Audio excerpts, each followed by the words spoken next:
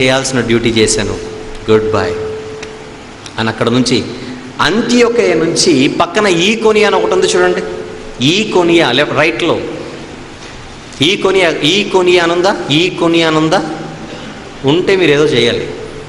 అమ్మయ్య రైట్. ఈకోనియా వెళ్ళే ముందుగా అంత్యోకయలో ఏం జరిగిందని మీకు అర్థం కావాలి. చరిత్రలో ప్రతి సేవకుడు నేర్చుకోవాల్సిన అద్భుతమైన మాటలను సందేశంగా ఆయన చెప్పాడు, మర్చిపోకండి. అది అంత్యోకయ స్పెషాలిటీ. ఏ అంత్యోకయ? పిసిదియాలోని అంత్యోకయ. ఇప్పుడు ఈకోనియాకి వచ్చాడు. అన్ని 100 మైళ్ళే, సుమారు ఇది 80 నుంచి 100 మైళ్ళు అంత్యోకయ నుంచి ఈకోనియాలో చాలా కాలం ఉంటాడండి. అనేక మంది విశ్వాసులు అవుతారు. ఎందువలనో ఒకసారి ఆ మాట చూద్దాం. 14వ అధ్యాయము తేటగా బోధించినందని అన్న మాట ఉంటుంది.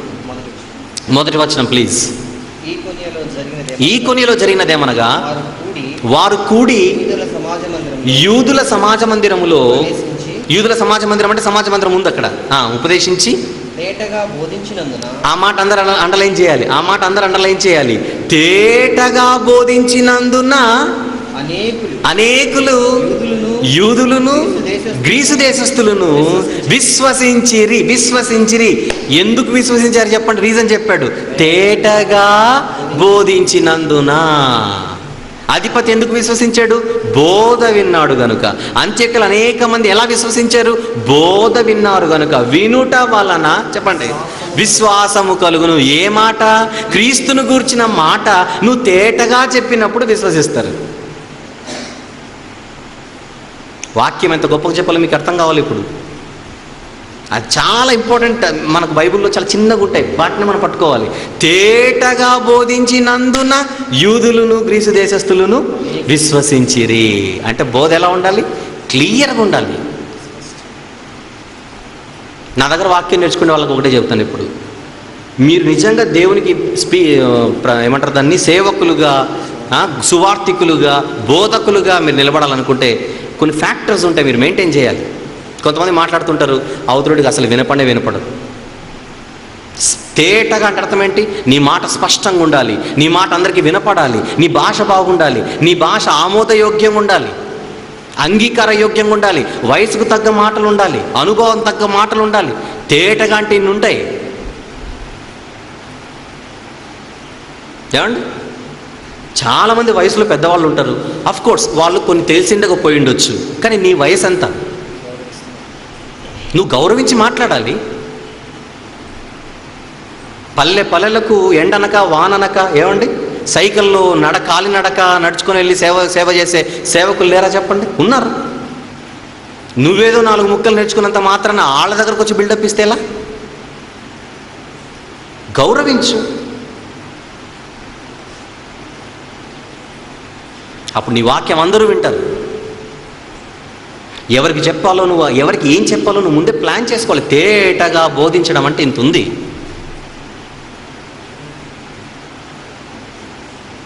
బాగా చదువుకున్న వాళ్ళకి చెప్పే వాక్యాలు ఉంటాయి కొన్ని, వాళ్ళకి అవే చెప్పాలి. ఏమీ చదువులేని వాళ్ళు ఉంటారు, వాళ్ళకి నువ్వు దిగి చెప్పాలి, స్టాండర్డ్స్లో దిగి చెప్పాలి. పౌలు గారు ఎక్కడికి వెళ్ళినా అది అంత్యోకయా, అది సలమీనా, అది పాపునా, లేకపోతే ఈకోనియానా, యూదుల అధిపతుల, ఎక్కడికి వెళ్ళినా తేటగా బోధించడం పౌలు గారి స్ట్రెంగ్త్. అనేకులు దానివల్ల ఏమైనా చెప్పండి విశ్వసించారు. Very good. రాను ఏమైపోతుందంటే కొత్త ప్లేస్ అండి ఈకోనియా, కొత్త స్థలం. అక్కడికి వెళ్ళినప్పటికీ అనేకులు ఈయన పక్షాన జరిపోతుంటే మామూలే. ఎవరు? అవిధేయులైన యూదులు. ఎక్కడికి వెళ్ళినా వీళ్ళు విలన్లే.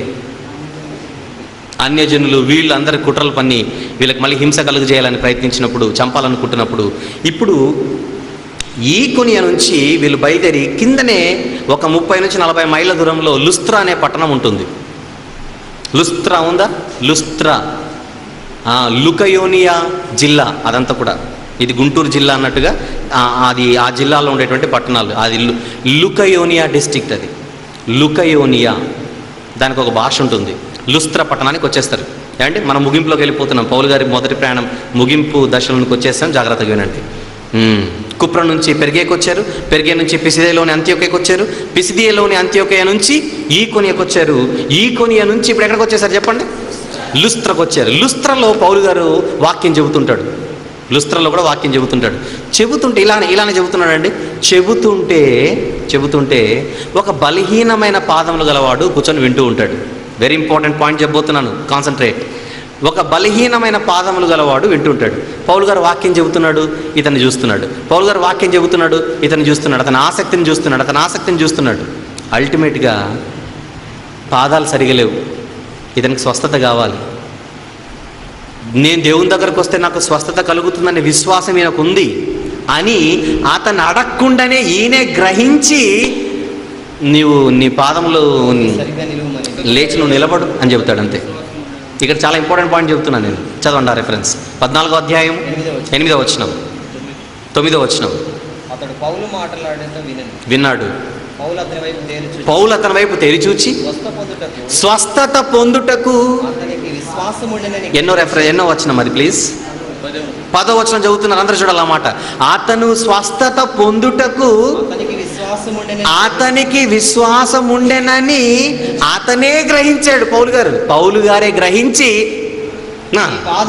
నీ పాదములు మోపి సరిగా నిలువని స్వస్థత కలుగజేశాడు. ఏమంటున్నానంటే, ఆయన దగ్గరికి వెళ్ళి, బ్రదర్ స్వస్థత పొందే విశ్వాసం మీకుందా అని మైక్ పెట్టలేదు.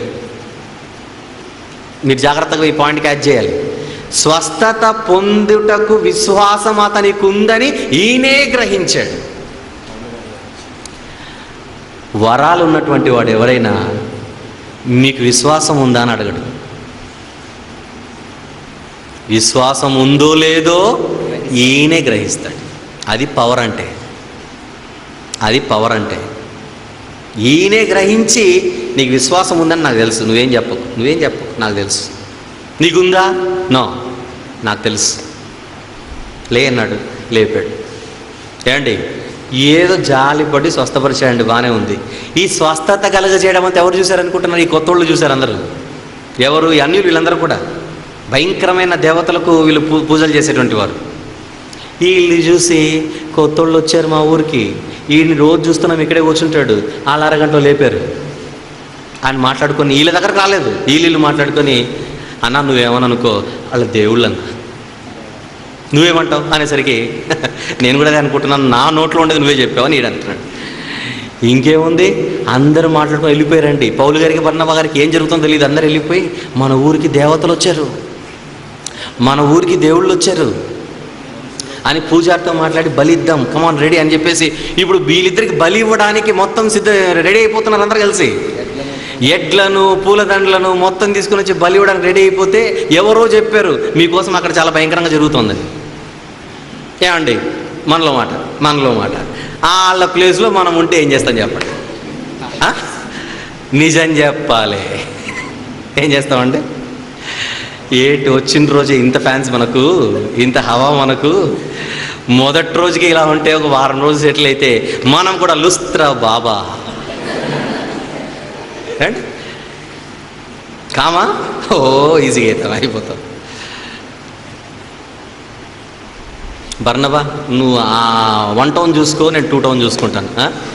నీకు అక్కడ బర్నబా నిలయం, పౌలు నిలయం అయిపోతాయి అక్కడ. కానీ వీళ్ళిద్దరు ఏం చేస్తారో చెప్పనా అండి? వీళ్ళు దేవుళ్ళు అనుకుంటున్న పేర్లు కూడా పెడతారు మళ్ళీ. బర్నబా గారికి ద్యుపతి అని, పౌలు గారు ముఖ్య ప్రసంగి అయినందున ఆయనకు హెర్మే అనే పేరు పెడతారు. నేనండి ఎన్నిసార్లు చదివాను అపోస్తల కార్యాలు నాకు తెలియదండి. అపోస్తల కార్యాలు పిచ్చి చదివేశాను. కానీ అక్కడ నాకు ఒక పాయింట్ నాకు చాలా ఆకర్షించింది. ఏంటో తెలుసా? బర్నబా గారికి ద్యుపతి అని పేరు పెట్టి, పౌలు గారు ముఖ్య ప్రసంగి అయినందున ఆయనకి హెర్మే అని ఉంటుంది.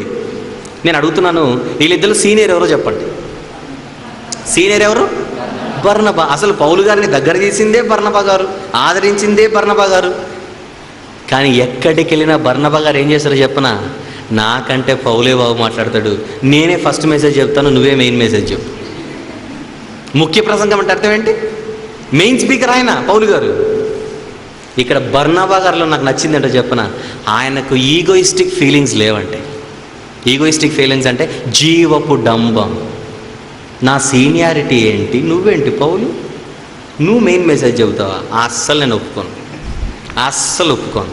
నేనే మెయిన్ మెసేజ్ చెబుతాను, నువ్వే 15 మినిట్స్ చెప్పు అని బర్నబా గారు ఎప్పుడు చెప్పలేదండి. బర్నబా గారి తత్వం ఏంటంటే, నేను చెప్పినా నువ్వు చెప్పినా అక్కడ ఆత్మలు రక్షింపబడాలి. నేను చెబితే రక్షింపబడతారంటావా? నేనే చెప్తాను.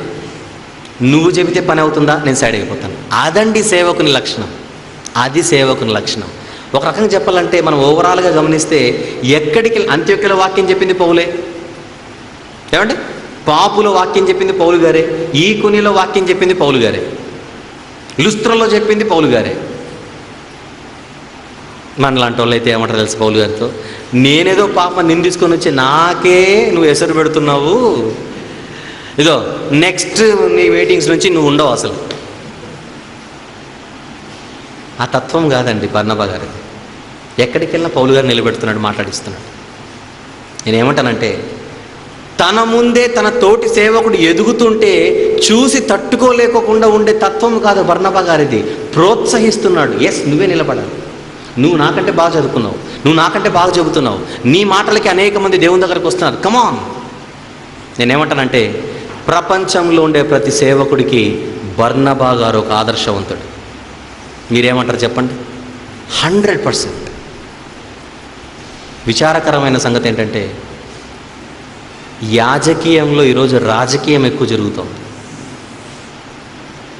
ఒక సేవకుడు ఎదుగుతుంటే మరొక సేవకుడు తట్టుకోలేడు, ఒక సేవకుడు బాగా చెబుతుంటే మరొక సేవకుడు తట్టుకోలేడు.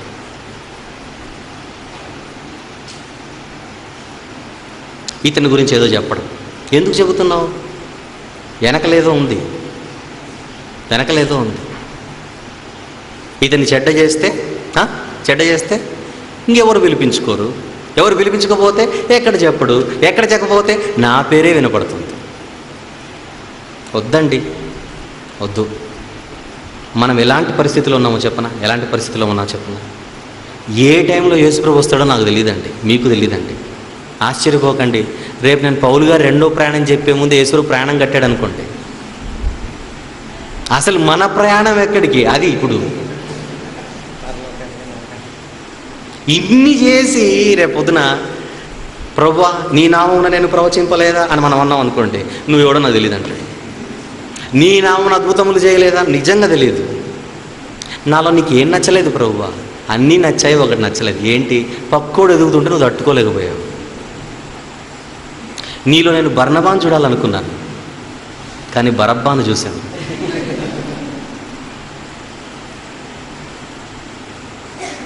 కనుక అక్రమము చేయువాడా నా ఎదుటి నుంచి తొలగిపోవాలి. ఆ మాట ఎందుకు అనిపించుకోవాలి చెప్పండి? ఇప్పుడు ఏమంటున్నాడంటే, ఇక్కడ విషయం మీకు తెలియట్లేదు. మనం దేవుని పని చేస్తే జీతం ఇచ్చేది ఎవరు చెప్పండి? దేవుడు ఇస్తాడు. కానీ దేవుడు ఏమంటున్నాడంటే, నీకంటే బాగా చెప్పేవాడు ఉంటే అతనితో చెప్పించు, నీకు కూడా జీతం ఇస్తానంటున్నాడు.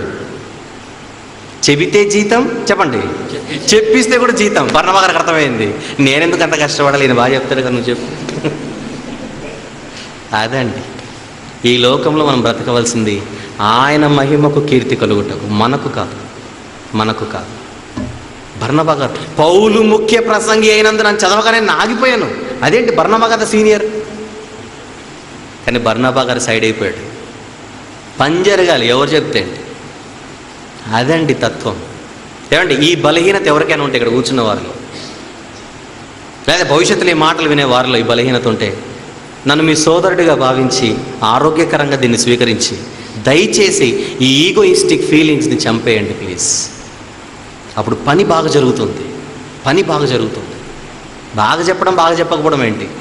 నీకు తగ్గట్టుగా నువ్వు చెబుతున్నావు, ఆయనకు తగ్గట్టుగా ఆయన చెబుతున్నాడు. ఫలాలు రాలాలి, అది మనకు కావాలి. బ్రిడ్జ్ రిపేర్లో ఉందండి అనుకోండి, పక్కన ఒక ఆయన వేగంగా వస్తున్నాడు. బ్రిడ్జ్ రిపేర్లో ఉందయ్యా, స్లోగా వెళ్ళు అని చెప్పాలి. నా స్టైల్లో నేను చెబుతాను, అన్న స్టైల్లో అన్న చెబుతాడు. మేమిద్దరం, నువ్వైతే బాగా చెబుతావు, ఏంటి ఇది కూడా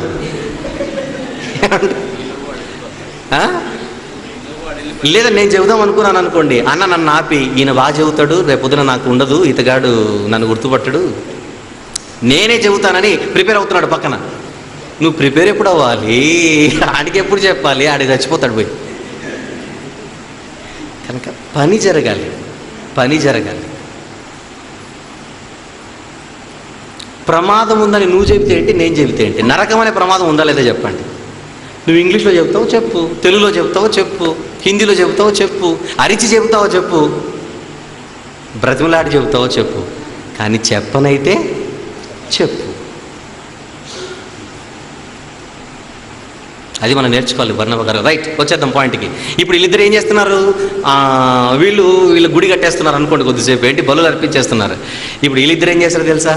పరిగెత్తుకుంటూ వెళ్ళిపోయి వస్త్రాలు చెప్పుకొని, అన్న చేతులు పట్టుకొని, ఇవి చేతులు కాదన్నా అనుకో, కాళ్ళు అనుకో, దయచేసి మాకు ఆ పని చేయకు, మేము కూడా మీ వలె నరమాతృలము, మేము కూడా నరులమే, మేము కూడా మీలాగా నరులమే,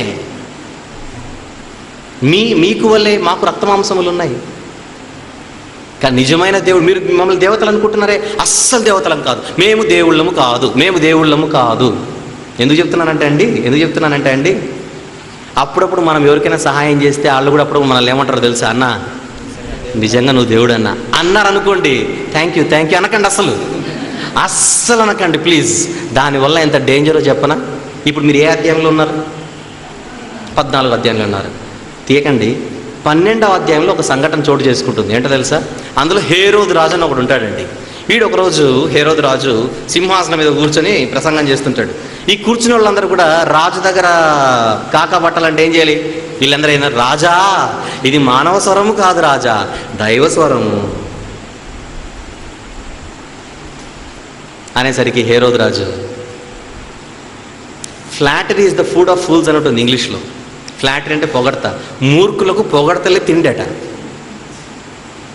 ఈ హేరోద్ క్యారెక్టర్ ఎలాంటిదంటే, ఈ పక్కన ఉన్నాడు అన్నాడు ఒక ఆయన, రాజా మీది మానవ స్వరము కాదు రాజా, దైవస్వరం అనేసరికి ఇమీడియట్గా, అన్న మీరు వినలేదు, ఏమన్నా ఇంతకుముందు మళ్ళీ చెప్పు అనే క్యారెక్టర్ అన్నమాట. ఎవరిది? హేరోదు రాజుది. ఇప్పుడు ఏమైపోయింది అనుకుంటున్నారు? అతను దేవుని మహిమపరచలేదు గనుక ప్రభు దూత అతని మొత్తగా, అప్పుడే అతను పురుగులు పడి చచ్చెను. 12వ అధ్యాయం 22, 23 వచనాలు. కమాన్. ఇది దైవ స్వరమే కానీ మానవ స్వరము కాదనేసరికి ఏం జరిగింది చూడండి. అతను దేవునిని మహిమపరచనందున వెంటనే ప్రభు దూత అతని మొత్తగా పురుగులు పడి ప్రాణం విడిచాడు. నేనేం చెప్తున్నాను చెప్పనండి, ఎవరైనా మనల్ని దేవుళ్ళు అంటే విషయం ఏంటో తెలుసా? అన్నోడు బాగానే ఉంటాడు, అనిపించుకున్నాడు చచ్చిపోయాడు. మీకు అర్థమైంది ఇక్కడ? దేవుడు అన్నోడిని ఏమనలేదు, అనిపించుకున్నాడు వేసాడు. ఎవరు మొత్తారు? ప్రభు దూత మొత్తింది. ఎవరిని మొత్తింది? ఒక రాజును మొత్తింది, ఒక నాయకుడిని మొత్తింది, ఒక అధిపతిని మొత్తింది, ఒక పరిపాలకుని మొత్తింది. ఎందుకో ప్రజలు ఎప్పుడైతే ఒక నాయకుడిని, ప్లీజ్ ట్రై టు అండర్స్టాండ్, ప్రజలు ఎప్పుడైతే ఒక నాయకుడిని కానీ, ఒక పరిపాలకుడిని కానీ, ఒక అధిపతిని కానీ, ఒక రాజును కానీ, ఒక అధికారిని కానీ ఎప్పుడైతే దేవుడు దేవుడు దేవుడు దేవుడు అని అన్నారనుకోండి, ప్రాబ్లం ఎవరికి అనుకుంటున్నారు? అన్నోళ్ళకి కాదు, అనిపించుకున్నోడికి. ఏం చేయాలో తెలుసా? పౌలు బర్నబాలు ఏం చేశారు? హేరోదు చరిత్ర తెలుసు వీళ్ళకి, హేరోదు చరిత్ర తెలుసు. వీళ్ళేంటి ఏది అనకూడదు అదే అంటున్నారు మమ్మల్ని, మేము బతకాలని లేదా వీళ్ళకు? బాబు మేము దేవుళ్ళము కాదు, మేము నరులము. మీరు ఏదైనా చేయాలనుకుంటే ఆ దేవునికి చేయండి. ఎందుకంటే దేవుడు ఆయన ఒక ఆయన ఉన్నాడు, ఆకాశమును కలిగించి వర్షమును కురిపించి ఋతువులను దయచేస్తున్నవాడు ఆయనే. ఆయన దేవుడు, మేము కాదు. అపోస్తలుల కార్యములలో ఉన్న 12వ అధ్యాయంలో హేరోదు చరిత్ర ప్రపంచంలో ఉండే ప్రతి అధికారికి ఒక పాఠం కావాలి, ప్రపంచంలో ఉండే ప్రతి నాయకుడికి అదొక పాఠం, ప్రపంచంలో ఉండే ప్రతి పరిపాలకుడికి ఒక పాఠం. కానీ ఈ సమాజంలో ఇది గుర్తించక ఎవరిని పడితే అండి దేవుడు అంటున్నారండి. ఈ మధ్యలో ఎవరిని పడితే అండి పరిపాలించే పరిపాలకుడు దేవుడే, వ్యాపారస్తులైతే కస్టమర్లే. ఇది ఎక్కడి? మనం కస్టమర్లు, మర్చిపోకండి. ఇప్పుడు ప్రాబ్లం ఎవరికి? మనకే. రాజకీయ నాయకులు ఎలక్షన్లకు ముందు ఏమంటారు చెప్పండి? ఓటర్లే మా దేవుళ్ళు. ఇంతకు ఓటర్లు ఎవరు? మనమే. ఇదెక్కడ గొడవ? ఇదిగో అవసరమైతే మా ఇంట్లో ఉన్న వాళ్ళందరూ నీకే ఓటేస్తాం, దేవుడు అని మాత్రం నన్ను అనొద్దు. పౌలు గారు బర్నబా గారు వస్త్రాలు చింపుకొని వెళ్ళి మేము దేవుళ్ళు కాదని చెప్పారు. హేరోదు నుంచి నేర్చుకోవాల్సింది అలా ఉండకూడదని, పౌలు బర్నబాలను చూసి నేర్చుకోవాల్సింది చెప్పండి ఇలా ఉండాలని. గొప్పగా జరిగింది కదా, చెప్తాను మీకు. అద్భుతమైన వెళ్ళిపోతున్నాం, లాస్ట్ ఎడ్జ్లో ఉన్నాం, ప్రయాణం ఎడ్జ్లో ఉన్నాం మనం ఇప్పుడు. లుస్త్ర చూడండి అందరు, ఇదంతా ఎక్కడ జరుగుతుంది? లుస్త్రలో జరుగుతుంది. ఇదంతా ఎక్కడ జరుగుతుంది? లుస్త్రలో జరుగుతుంది. ఎక్కడి నుంచి వచ్చారు లుస్త్రకి? ఈకొనియా నుంచి, అంత్యోకయ నుంచి. అంత్యోకయ నుంచి ఈకొనియాకి వచ్చారు, ఈకొనియా నుంచి లుస్త్రకు వచ్చారు. ఇప్పుడు లుస్త్రలో పౌలు గారు భయంకరంగా పనిచేస్తున్నారని అంత్యోకయలో ఈకొనియలో ఉన్న వాళ్ళు విని అక్కడ నుంచి లుస్త్రకు వచ్చి జన సమూహంలో తమ పక్షముగా చేసుకొని అప్పుడు పౌలు గారిని కొడతారండి. మామూలుగా కొట్టరండి, మామూలుగా కొట్టరండి. చచ్చిపోయాడన్నంతగా కొట్టి కుక్కను లాగినట్టుగా ఈడ్చుకొని పోయి ఊరి బయటేస్తారు పౌలు గారిని. చూద్దాం ఆ మాట. 14వ అధ్యాయము 19వ వచనం. అంత్యోకయ నుండి ఈకొనియ నుండి యూదులు వచ్చి జన సమూహములను తమ పక్షముగా చేసుకుని. నాకు పెద్ద డౌట్ అండి, బలహీనమైన పాదములు గల వాడిని స్వస్థపరిచింది అదే ఊర్లోనేగా. వీళ్ళకు బలులు అర్పిద్దామని జన సమూహం అంతా సిద్ధపడింది అక్కడే కదా. ఇన్ని మేలులు పౌలు గారు చేస్తే దారిని పోయే ఒకడు వచ్చి ఈయన గురించి చెబితే జన సమూహంలో అప్పుడే మారిపోయారా? మీకు ప్రజల సైకాలజీ తెలియాలి, ప్రజల సైకాలజీ తెలియాలి. ఇంతలోనే వింటారు, అంతలోనే నమ్ముతారు, బయటికి వెళ్ళగానే చెప్పండి మర్చిపోతారు. అది ప్రజల సైకాలజీ. ఆ రోజుల్లో మనకు అదే కనపడుతుంది. పౌలు గారిని మీరు దేవుడు అన్నారుగా, మొన్ననే మీరు దేవుడు అన్నారు. ఇప్పుడు ఎవడో దారిని పోయే ఒకడు వచ్చి, వేరే ఊరోడు పక్కూరోడు వచ్చి వీడి దయ్యము అని పౌలు గారిని అన్నారనుకోండి ఫర్ ఎగ్జాంపుల్, నువ్వు ఎట్లా నమ్ముతావు?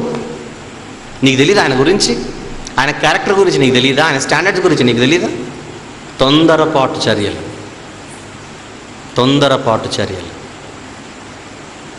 అప్పుడే పడిపోయారండి. నిన్న దేవుడు అన్నారు, ఈరోజు దయ్యం అంటున్నారు. ఏం జరిగింది? అందరూ కలిసి రాళ్లతో కొడితే చచ్చిపోయి వదిలేయండి అయ్యా అని అనుకొని ఈడ్చుకొని పోయిన పదం ఉంటుంది చూడండి అక్కడ. చనిపోయిన అనుకొని పట్టణము వెలుపలికి ఈడ్చిరి. ఏమండి, ఎంత దుర్మార్గుడైనా చచ్చిపోతే, ఏమంటే ఎంత నరహంతకుడిని ఎన్కౌంటర్ చేసినా కూడా శవాన్ని ఈడుస్తారా చెప్పండి? కనీసం పాడ మీద పెట్టి ఏమండి ఎత్తుకొని పోతారు శవాన్ని. కానీ పౌలు గారిని ఈడ్చుకొని, అసలు దేన్ని ఈడ్చుకొని వెళ్తారు జనరల్గా చెప్పండి? కుక్కను ఈడ్చుకొని పోతారు. పౌలు గారిని కుక్క కంటే హీనంగా చూశారు లుస్త్రలో. అది చూడగా నాకేమర్థమైందో చెప్పనా? 8వ అధ్యాయం గుర్తొచ్చింది. సౌలైతే ఇంటింట జొచ్చి, చదవండి, గుర్తు తెచ్చుకోండి. ఏంటది? పురుషులను స్త్రీలను ఈడ్చుకొని పోయి, ప్రభులో లేనప్పుడు ఈయననే ఈడ్చాడు, ప్రభులోనికి వచ్చిన తర్వాత చెప్పండి ఆయననే ఈడ్చారు. దేవునికి అందుకే నచ్చాడండి. భవిష్యత్తు తెలుసు కదా దేవునికి. అనుకున్న దానికి ఈడుస్తున్నాడంటే, సాధించాలంటే, రక్షించే పని పెడితే చావడానికైనా సిద్ధపడతాడు. అందుకే అప్పగించాడు ఈ మహాపనిని, ఈడ్చిరి. కానీ విచిత్రం ఏంటంటే ఆయన బతికే ఉంటాడు. అప్పుడు శిష్యులందరూ ఏమయ్యాడో మా గురువు అని చెప్పేసి అందరూ వెళ్తారు బయట. నిజంగా అన్ని శ్రమలు అన్ని దెబ్బలు మనమే కనుక తింటే ఏమంటే దేవుడితో ఏమంటామో చెప్పండి. అంటే ఉన్నమాట చెప్పండి, ఏమంటామో చెప్పనా? అయ్యా నీకొక దండం, నీ సేవకు ఒక దండం, నీ బైబిల్కి ఒక దండం. బతికుంటే ఉప్పైనా అమ్ముకొని తింటాను, బజ్జీలైనా అమ్ముకొని తింటాను, కానీ ఇదెక్కడు గొడవ? నేను 4 మంచి మాటలు చెప్తాడు కొడతాడు. పోనీ నీకు ప్రాబ్లం కదని ఆ ఊరికి వెళ్ళాను, ఆ ఊరికి వెళ్తే ఆ పక్కూరు నుంచి ఈడొచ్చి కొట్టడం ఏంటి? ఏదో యేసు దగ్గరకు వస్తే అన్నీ కలిసి వస్తాయి అనుకుంటే ఉన్నపోతున్నాయి నా దగ్గర. మీకు మ్యాటర్ అర్థం కావాలి ఇప్పుడు. చాలామంది ఏమనుకుంటారు తెలుసా? యేసు ప్రభు దగ్గరకు వస్తే అన్నీ కలిసి వస్తాయండి. ఈయన కలిసి రావడమే ఇక్కడే. ఉన్నది పోతోంది, రక్తం పోతోంది, ఆరోగ్యం పోతోంది, అన్నీ పోతున్నాయి. అన్నీ కోల్పోయాడు పౌలు గారు ప్రభులోనికి వచ్చి. ఒకసారి మీరు ఆలోచించండి, చరిత్ర చెప్పాను మీకు. ప్రభులోనికి రాకముందు ఆయన వైభవం ఏంటి, ప్రభులోనికి రాకముందు ఆయన యొక్క అధికారం ఏంటి, గుర్రం మీద వెళ్ళి ఆయన చిటికేస్తే కనుసైగల్లో వర్క్ జరిగిపోతుంది. అప్పుడు ఈరోజు అందరికంటే హీనుడైపోయాడు చరిత్రలో, అంటే సమాజంలో. ప్రభులోనికి వస్తే ఇవన్నీ తప్పవు. కానీ మనం అలానే అంటాం. కానీ పౌలు గారు ఏం చేశారో తెలుసా? చనిపోయాడు అనుకో, అంత శిష్యులందరూ ఉంటే ఈయన లేచి, బాబు కొద్ది రోజుల్లో నువ్వు సైలెంట్ అయిపోదాం అనట్లేదు. ఏమంటున్నాడు చెప్పన? పక్కూరులో ప్లేస్ ఉందేమో, సువార్త చెప్దాం పదండి అంటున్నాడు లేచి. ఏం చేయాలి ఇది? ఇంకేం చేయాలి చెప్పండి? ఇతన్ని లుస్త్రాలని తన్నులు తిన్నాడుగా, లుస్త్రాలని దెబ్బలు తిన్నాడుగా. ఏమండి, ఎక్కడైనా గవర్నమెంట్ హాస్పిటల్ ఉంటే వెళ్ళి కొద్ది రోజులు అక్కడ రెస్ట్ తీసుకోవచ్చుగా. లేచి సీర తీసుకొని కట్టలేమని ఉంటే కట్టేయండి, పక్కూరికి వెళ్ళి వాక్యం చెప్దాం ఉంటున్నాడు. దట్ ఈజ్ పౌలు గారు అంటే. ఎక్కడికి వెళ్ళిపోయాడు చెప్పండి? ఇప్పుడు లుస్త్రలో అయిపోయిందిగా, పక్కన దెర్బే ఉందట, దెర్బేకి వెళ్దాం, దెర్బేకి వెళ్ళాడు. ఇప్పుడు దెర్బేకి వెళ్ళి ఏం చేశాడు చెప్పన? అక్కడ మళ్ళీ వాక్యం చెప్పడం మొదలుపెట్టాడు. ఇన్ని దెబ్బలు తిని అంత్యోకయ, ఈకొనియ, లుస్త్రా, దెర్బే. చూడాలి, మ్యాప్ చూడాలి, నన్ను కాదు. అంత్యోకయ, ఈకొనియ, లుస్త్రా, దెర్బే. ఇప్పుడు దెర్బేలో చెప్పిన తర్వాత దెర్బే పక్కన ఏ ఊరుందో చెప్పండి చూసి. దెర్బే పక్కన ఏ ఊరుందో చెప్పండి? తార్సు అని ఉంది. ఎవరిది ఆ ఊరు? పౌలు గారి సొంతూరు. ఆ పరిస్థితుల్లో ఏ మనిషి అయినా ఏం చేస్తాడో చెప్పండి? ఇప్పుడు ఆరోగ్యం సరిగా సహకరించట్లేదు, కొద్ది రోజులు మా ఇంటికి వెళ్ళిపోయి కదా, కొద్దిసేపు అక్కడ రెస్ట్ తీసుకొని కొంచెం కోలుకున్న తర్వాత వద్దామని ఎవరైనా అనుకోవాలి. అలా అనుకుంటే పౌలు గారు ఎందుకు అవుతారు? అలా అనుకోలేదు. ఏమనుకున్నాడు తెలుసా? నేను అన్ని తనులు తినేసి వచ్చాను లుస్త్ర నుంచి, నన్ను కొట్టడము నా వాక్యం విని విశ్వసించిన వాళ్ళందరూ చూశారు. వీళ్ళందరూ ఏమనుకుంటారంటే, ఓహో ఈ సేవలో ఇట్లా యేసుక్రీస్తు కొరకు వస్తే తనులు తింటాము, తనులు తిన్న తర్వాత పారిపోవాలి, ఇదే అనమాట, మాకు వద్దని వదిలేస్తారు. గనుక అందరికి చెప్పి, వద్దు నేను మా ఊరికి వెళ్ళను తార్సుకి, మళ్ళా లుస్త్రకి వెళ్దాం పదండి. ఎక్కడికి? ఏ ఊర్లో అయితే కొట్టారో, ఏ ఊర్లో అయితే ఈడ్చారో అక్కడికి, ఆ దెర్బే నుంచి మళ్ళీ లుస్త్రకు వచ్చి ఏమని చెప్తున్నాడో తెలుసు అందరికీ? ఇదిగో మనం అనేక శ్రమలు అనుభవించి దేవుని రాజ్యంలో ప్రవేశించాలని శిష్యుల మనస్సులను ఏముంటుంది తర్వాత దృఢపరచి, అంటే వీళ్ళకి ధైర్యం చెబుతున్నాడు ఈయన. ఏమండి, కొట్టించుకున్న వాళ్ళ దగ్గరకు వచ్చి మిగిలిన వాళ్ళు వచ్చి, అన్న ఇట్లాంటి టైంలో ధైర్యంగా ఉండాలని చెప్పాలి. తనులు తిన్నోడు లేచి పక్కనోడికి ఇప్పుడు ఇట్లాంటి టైంలో ధైర్యంగా ఉండాలంటే ఎలా ఉంటుంది చెప్పండి? నాటకాలు కాకపోతే, జనరల్గా కాకపోతే అది నిజం. పౌలు గారు జీవించారు. ఏంటో తెలుసా? నన్ను చూసి వీరు బలహీనపడకూడదు, నన్ను చూసి ధైర్యం తెచ్చుకోవాలి, నన్ను చూసి నిలబడాలి అని లుస్త్రకు, దెర్బేకి, ఏమండి మళ్ళీ ఈకొనియకు, ప్లీజ్ చూడాలి, ఏ రూట్లో అయితే వచ్చారో ఆ రూట్లో వెళ్ళిపోతున్నారు. ఇప్పుడు ఏ రూట్లో అయితే వచ్చారో ఆ రూట్లో వెళ్ళిపోతున్నారు. దెర్బే నుంచి ఎక్కడికి వచ్చాడు చెప్పండి? ఇప్పుడు లుస్త్రా నుంచి ఈకొనియా నుంచి అంత్యోకియా, సేమ్ అదే రూట్లో వచ్చేస్తున్నారు. వచ్చి అందరినీ దృఢపరుస్తూ అక్కడ ఉండే